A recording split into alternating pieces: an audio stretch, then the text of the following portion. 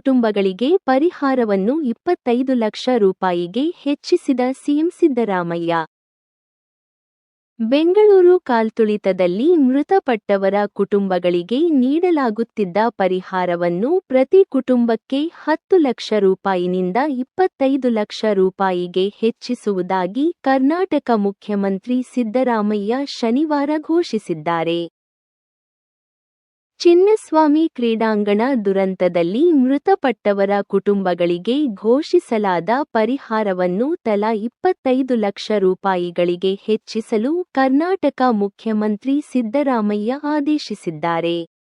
ಈ ಹಿಂದೆ ಸರ್ಕಾರ ತಲಾ 10 ಲಕ್ಷ ರೂಪಾಯಿ ಪರಿಹಾರವನ್ನು ಘೋಷಿಸಿತ್ತು.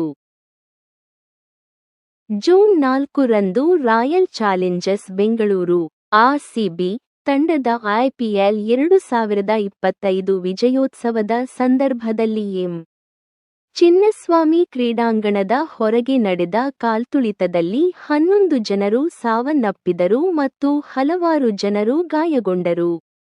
ಗುರುವಾರದ ಮೊದಲು ರಾಯಲ್ ಚಾಲೆಂಜರ್ಸ್ ಬೆಂಗಳೂರು 11 ಮಂದಿ ಮೃತರ ಕುಟುಂಬಕ್ಕೆ 10 ಲಕ್ಷ ರೂಪಾಯಿಗಳ ಪರಿಹಾರವನ್ನು ಘೋಷಿಸಿತು ಮತ್ತು ಈ ದುರಂತ ಘಟನೆಯಲ್ಲಿ ಗಾಯಗೊಂಡ ಅಭಿಮಾನಿಗಳನ್ನು ಬೆಂಬಲಿಸಲು ಆರ್ಸಿಬಿ ಕೇರ್ಸ್ ಎಂಬ ನಿಧಿಯನ್ನು ರಚಿಸಿತು.